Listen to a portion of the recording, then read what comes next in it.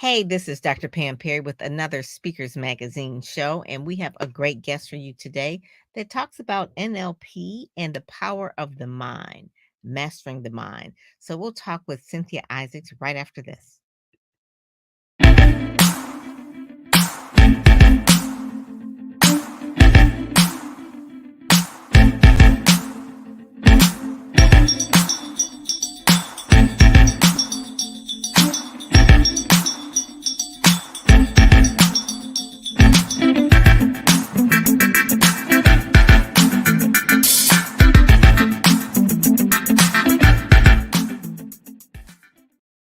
So, Speakers Magazine, we try to bring you really good guests every week. The ones that are speaking on platforms or writing books or communicating. So, this author, Cynthia Isaac, I'm going to bring her up and she's going to tell you a little bit about herself. Welcome, welcome, Cynthia. How are you? I'm great. Wonderful. Good, good, good. Well, I'm glad to have you on Speakers Magazine show. So, tell us a little bit about what is coming up. You've got a brand new book coming up, but first, let's get a backstory about who you are and why you do the type of work that you do. Great, great. Well, Pam, I'm happy to be on here. Thank you so much. And I'll start by telling everyone that I have actually been coaching for about 10 years. I initially started out working with business and success as a business and success coach. And while I was doing that, I got information that my husband had he had cancer and he was in his fourth stage. Mm, Yeah. So they told me that there's really nothing they can do. Just, keep him comfortable. You know, he had to take chemo and radiation. They gave us 6 months, but it was probably about a year, more than six okay. months, about a year. But the thing about it is that when it happened, my whole world turned upside down.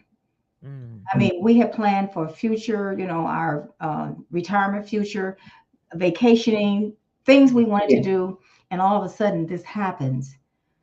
And the first thing I thought is my my buddy, my person, my champion, the one who cheers me on is gone. My love is gone. And then now what am I going to do? So I mm, was already coaching and taking classes and getting certifications. So I shifted to getting certifications that would be more healing, things that would heal me. I right. did it for myself first. Yes. And the more I did it, the more I loved it, and I saw myself changing. So I worked with widowed people.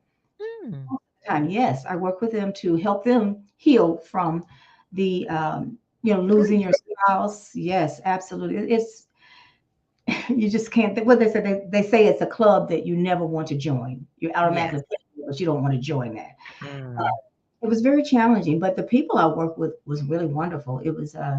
I love the idea of helping them and see them grow and see them glow in a much shorter way. I had seen people in the past that have been in support groups and things of that nature, and some of them 3 years, and they were still, not really quite healed. So mm. the beautiful thing was I was able to work with them and develop a system where I could get to them and get them healed as quickly as possible. That's where the transformation comes from. That's where the transformation comes from, where you transform someone from where they are to where they want to be.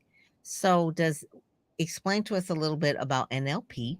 I'm going to try and say the word neuro-linguistic programming, neuro NLP programming. So that's one of the things, and then hypnotic I'm a, hyp- I'm healing a, hypnotist. hypnotherapist. So, mhm, Hypnotherapist. a Uh, hypnotherapist.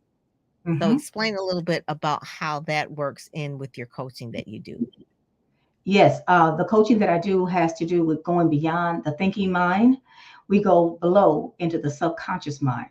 And that is the place to go because that's where really all the things that are holding you back, that's where they're housed. In fact, anything that you've experienced since birth is I don't want to say trapped, but it's held in the subconscious mind. So what we Mm, do is when I'm working with a client and I'm going there, I'm actually talking to that subconscious mind.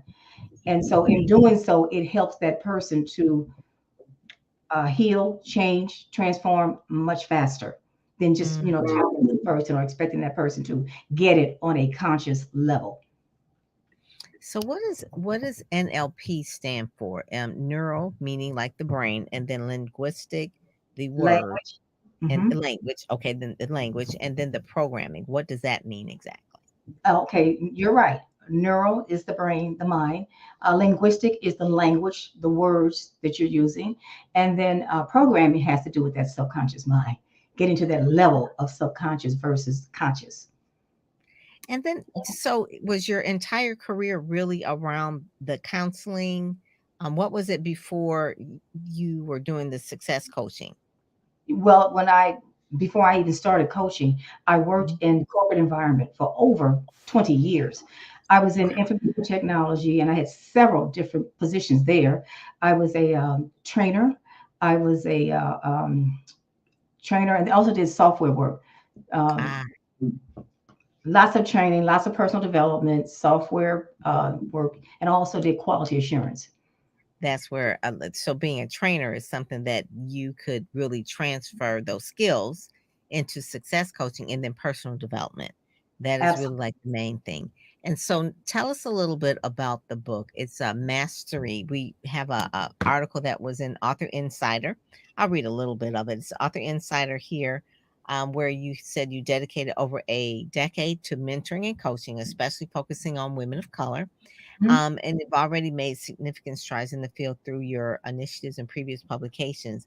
But your latest venture that you're working on right now, the new book, really is trying to extend beyond the influence of coaching sessions and really reaching a broader audience. So tell us a little bit about what that means, about how they can use the power of the mind to improve various aspects of their lives. Okay. Actually, this is my first publication. Actually, this is the I'm in a collab Anthology. Hmm. in a Hmm. collaborative where I have a chapter in there, and that chapter is called Divine Human Beings. And what I am talking, yes, I am talking about the fact that we are divine. And as a divine being, we actually have certain birthrights. Those birthrights are ordained. They're not earned, they're ordained. And so most people are not aware, well, I shouldn't say they're not aware, but maybe they don't really put that together that the fact that it's ordained by God, it belongs to you. It is a birthright. So the only reason that people may not be using it is maybe they don't understand to that level, or many reasons. But when you know that you have it and you know how to use it, then you can actively and intentionally use it to change your life in many ways. So Hmm. it's about mastering the mind. It's about mastering the mind and mastering the mind. Standing in your power and creating that new reality. That this is what it's all about. I And like I also have a following book that's coming right after that. Oh And my that, goodness. yes, yes, yeah. This is the test. This is like the test, the first one. And I have like another one that's already in the works. In fact, it was in the works. It was a dream come true that it came to me like this. So the other book is is the next step. So the first one is kind of give you an overview of what it means to be a divine human being. And then Mhm. after that, I go into a much deeper level, still talking about a divine human being and specifically the divine feminine goddesses. We women are goddesses. We are feminine. And so I talk about the rise of the divine feminine, what that is, why that's so important, and why it is so needed, especially right now. We're in a place where our world is shifting, is changing. I'm sure that almost everyone out there has experienced something a little different. You don't may not know exactly what it is, but maybe you're feeling different about what's going on in life. Maybe you're not sure, you have more questions about it. That is because we are actually training and turning over into a whole new segment, whole new place in life. And a lot of things are shifting. And so this is where that comes from. One of the Is things what that they is that one what they call like a feminine energy type of I won't say like Beyonce, but so say for instance Beyonce. Beyonce is a big feminist, I guess you would say that's it. But a lot of feminine energy, so to speak, where you would see just crowds and crowds of people just really liking the fact that she is feminine. Now she's married to Jay-Z, but her energy and Jay-Z's energy is so different. And the can't really explain what that is. What you just said is like, what is that? It is like a shift. Absolutely, absolutely. The thing is that for eons, thousands of years, the patriarchal male has been up front and center. But Hmm. in reality, the woman started out in that position. And then somewhere along the line, she was usurped from her position, and the males came in. And that's why we have so many things that are being led by the males. And now it's shifting because we need that feminine voice. We Hmm. need that feminine, the thing that God gives you. A feminine has the womb, which is we're birthing that femininity into the earth because we need both of it. We need male and female. You can't have Hmm. all male and all female. You need a That's true. mixture. And so for women have been for so long have been pressed down. They have been not able to really speak up like you Of course. can. But I'm noticing even the younger women now are they're very very outspoken. Uh, Very vocal. Many times often more than women that are older because they grew up in a place where they understood and could see that it was to their advantage more or less. I know when I came up women were speaking but not like we are now. They weren't taking front center having businesses, bossing up, not like that. But Hmm. now I and think that's about Yeah, the think right. about the movie I saw not too long ago with Madam C.J. Walker. Um, that was really, really just a lot of uh, to think about all the things that she did. One being Black woman, and that back then, and then the movie I saw recently was about Shirley Chisholm, and I just was really just Yes, amazed of yes. of all the things that she went through. But it is the compassion that they have, and then also the fortitude. Uh, the intuitiveness a lot of times I think is part of that. And so that part of it is really um, when you talk about mastering the mind, just really understanding the good that we're capable of doing, and like you said, owning that birthright. And so you talk a lot about empowerment.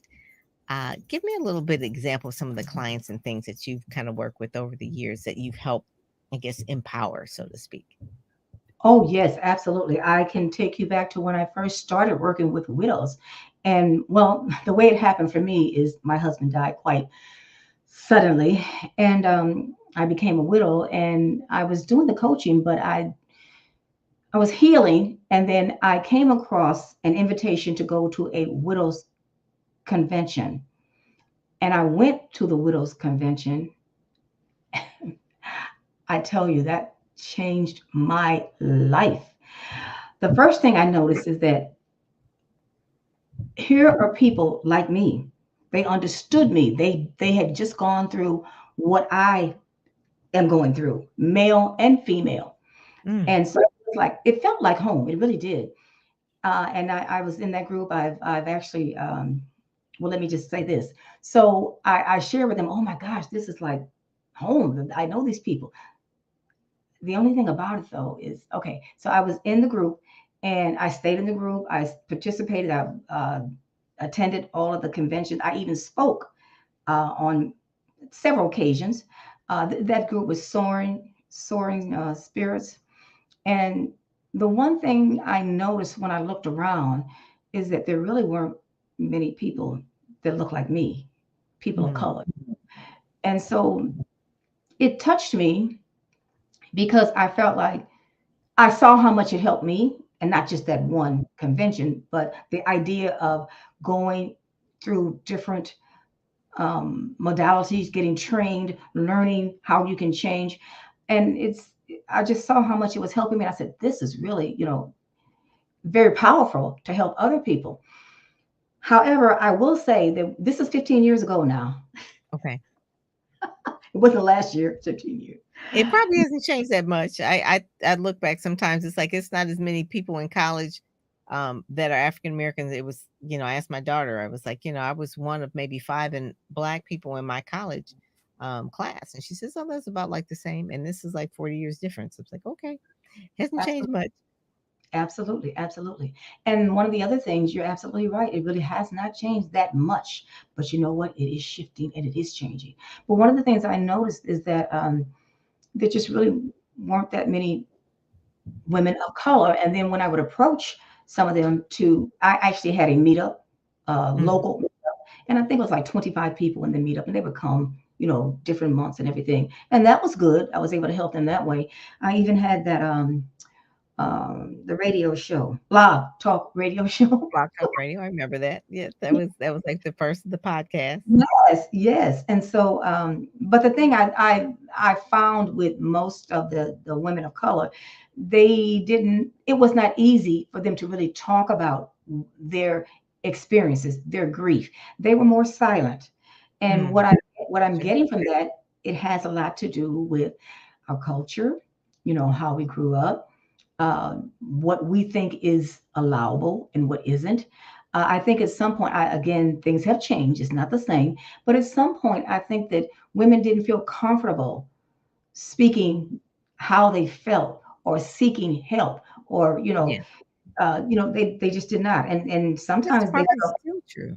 That's probably yeah, still true. A lot of people in the African American community, they do not seek any kind of therapy, any kind of counseling. It's been said that, you could just pray and everything will be okay. And we absolutely, know that that's why mental health professionals are around to help people that have mental issues. I mean, some of them are to the point where maybe someone is grieving someone they can't, and they go into a depression. They may be prescribed, if they go to a psychiatrist or whatever, subscribed a pill that can just help them for a period of time, because you don't want to see, just like if someone's sick, you want to give them medicine so they'll feel better. The same thing with the depression. You give someone a pill so they can feel better. And so it's the same thing. People in our community should not feel ashamed of any kind of therapy, whether it's hypnotherapy, whether it is a counseling therapy, Christian therapist, but wherever it is, don't stay stuck. Uh, Reading a book might be a good start. Maybe they'll read your book and read your chapter and then want to reach out to you. It's always a good start. So you could do that privately, and I'll read a book, and then maybe from there realize that other people have the same type of issues. And like you said, the widows convention, I didn't know there was a widows convention, that oh, they there's would then take time to you know, go over how to grieve, uh, just to be heard, those kind of things. That's important. And like you said, you felt at home, because one of the things I find when people lose someone close to them, they people may think that, oh, you should get over it. Maybe it's a year, but you still want to talk about that person. You may want to just talk. I mean, you've been married for 30 years, and so I'm only going to be, so a lot of times people who have lost someone and they feel like I shouldn't bring this up again, then they feel bad. And so, but if you're around a group of other people who feel the same way, it's okay to talk about your loved one that's passed, whether it's a child or it's a spouse. It's still the same feeling, so it'll never go away. You said that people can heal from it. I don't know if they really heal from it, but just know how to manage it, that's and exactly it's because it'll be a ebb and flow of exactly emotions exactly forever, forever. exactly You never like heal from it, exactly. and people need to know that they're not weird if they're still grieving. Maybe, you just maybe, you're not stuck, but you still are grieving. You're grieving a loss. Some people Absolutely, grieve. Some people grieve when they lose a pet, and then they're absolutely, like really, really shooken, and they feel bad because other people say, "Oh, just get another dog," and it's kind of like, but this was their companion, so it's like you don't understand. And so I can see where a lot of therapy for grief counseling, any kind of therapy, coaching is really important. Explain, really, because you talk about you mentor and coaching. Explain the difference between the two when you're working with your clients. okay. And before I do that, though, I'm going to congratulate you because you hit on so many really important things that come up. People say, get over it. You'll get another husband, you'll get another wife. That is Ooh, like that's the worst thing you could say to somebody.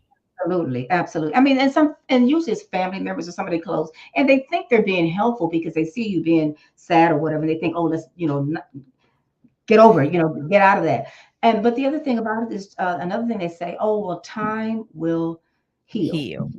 Time does not and will not ever heal. And Mm-mm. now what time will do is if you are doing something, like if you are, getting help in some way, as time goes on, it will get better. But you never ever, you're absolutely right, you never ever really heal. What you do is you learn to manage those things that when you see it coming on, instead of being triggered and spiraling down or becoming depressed, then you're able to say, "Oh, okay, I'm feeling this way." And with my clients, I tell them, you have to feel it. So if something is coming up in you, you have to say, "Okay, now this is a great example. It's Thanksgiving, and my husband used to at our house. We used to have Thanksgiving. He used to do all of the cooking. I just helped out because he was a better cook. He was a better cook. But I mean, he did though. And I so do. when that was one of the main things that, when he was gone, everybody, even in our household, was like, "Oh, we don't get to go to their Thanksgiving anymore." And so for a long time, every Thanksgiving, those feelings would come It's back, and I would it's a even prepare trigger. myself. It's coming, so I know it's coming. So you have to be aware. And so I've learned to, know that it's coming, prepare myself, uh, plan other things. I would memorialize him, thank him, honor him that he was here and how he, helped my life, our life be better. Those kinds of things are things you can do to make it feel better. Now, you also asked about mentor. What is the difference between a coach per se and a mentor? I will say that actually, I don't like those titles and labels because people, you can get stuck in that. Well, are you a coach? Are you a mentor? Are you this? Are you that? And the truth is, as I have grown, I actually cover a realm of things. I actually intuitively, when I'm working with a person, I have structure, but I also intuitively say, okay, what does that person need? Where are they Mm. going? How can I follow them and make sure I'm getting them what they need? Now, when it comes to mentoring, I see mentoring more as working alongside you. You know, Mhm. Mhm. being there for you. You leaning on me. I also have what I call soul sister, uh, s- s- I like sacred that. sacred Sacred soul sister sessions. Sacred And what Soul Sister Sessions. Say that fast 3 times. Right. sacred soul sister sessions. Yeah. And what that is we come together and virtually, and we actually, people come to be heard, and everybody actually gets to be heard, be seen, feel complete in whatever they're doing. Now, I'm not saying we resolve everything in that, but here this allows people to know that they can come and be with a group of women who are very much like, in some ways we're like each other, and we can Mhm. actually be Yeah, real and share that, I'm really hurting, or I really have this problem, or I need this kind of assistance or whatever. So that that's is important. and that's something really new that I'm vamping up with the book, because that comes in hand with the book and the other book that's coming after it. I just started a divine human beings Facebook page, Okay, and okay. that is for us all to come together and to share, at least on a weekly basis, the soul sister. I have those and some other things I'm coming up with, but I just my heart is just so I know that I have been appointed by the divine to do this. I really do. And there's It's so many. time. It's so many people are really hurt. The thing that I hear a lot of times right now, is that people are going through trauma or they're trying to get over the trauma. And that seems to be a word, I would say maybe maybe since 2020, maybe 2020, the pandemic, maybe it was just traumatic for a lot of people, or maybe it triggered a lot of deep trauma that they had in their childhood. And I find that relationships or friendships or therapy sessions or what you said, the sacred soul, friendships that where you can let your hair down and Mhm. really let someone know how you're feeling is really important now because I think because everybody's online, we feel like we're always connected, and it always looks like online that everyone has the best life going on, and Mhm. there's no problems. And I find that social media is good for us to stay connected, but if people are on social media and they're not feeling the best, or maybe they feeling like, oh, I'm feeling behind, that can be a trigger, and it can trigger the trauma, and it's a circle, and there's no way where they can talk to people or feel close to people because they feel like, I see them, but you're not really close. You're not in a sacred session. Facebook is open, and it's, you're going to just put the highlight reel up. So being in those spaces like that, even whether it's retreats or a small workshop, those are the kind of things that people need now, more the high touch, because everything is just so high tech. It's just, it's too much. And people are really feeling overwhelmed. And so I think by really, putting things back on the brain, on the mind, thinking it through, being more spiritual, because technology is taking a lot of spiritual things out. I mean, we got AI that can think for us. I mean, like, really? So, so what's the point of having a brain now, So I think those, it's the timing of what you're doing is really, really good. And do you have any events? Okay, you've got the books and you're doing the launches and you've got the other books. So do you plan on events or retreats or workshops or conferences in the future? Absolutely, absolutely. Currently, we got the book, and I have the one following, and I actually am starting with these Sacred Soul Sister sessions. And what'll happen is I've got the page, the Divine Human Beings is public, so anyone Okay. can come to the page. And then once we come in there, and then I started to tell people about the different offerings that I have: one-on-one, group, the soul sessions, and then and then whatever other people are asking for. I would Mm-hmm. like to know, what is it that you need? Where can what is Mm-hmm. it that I can offer that you need? So and then yes, there will also be a retreat. In fact, I have a program that I'm putting together right now that will help someone move very quickly through the trauma, through there's so many things that are happening in our world today that we don't necessarily pay attention to. I know you've heard of the Matrix. Mm-hmm. Mm-hmm. So, The movie. are you still operating in the matrix, or have you freed yourself from that? And maybe some conversation can help you decide if that's where you are and what you want to be. Well, one I like to work with people where they are, never to try to tell them where they should be, or where I think they should be, or where grandma or whoever else thinks you should be. This is about you, what's important to you, and where, based on the things are ordained to you and for you, how can you use that to be your best version of who you are? How can you use that to create your best life? And that's the thing. If you're not, if people feel judged, they'll be closed. If you tell people how they should think, or how Yeah. they should feel, they'll be closed. So that is Yeah. really the thing of just having those spaces and having the open conversations, and just for you to facilitate that, with the training that you've had over the years, really helping people to navigate all the painful places that they've been, and navigate to like a more peaceful place. And that's really like the main thing. People want peace. If there's anything, people say, "Oh, you do want this," and no, people want peace. That's really what they want. That's like the main Absolutely. thing. If you don't have peace, you don't have anything. So yeah, so I really, really appreciate your work. It is needed now more than ever. Thank you Mm-hmm. so much, Cynthia. And give us the website. It's mastering, where they can get the new book. The new book is actually coming out. We're doing on May the 4th and the 5th, and I'll be sending things out.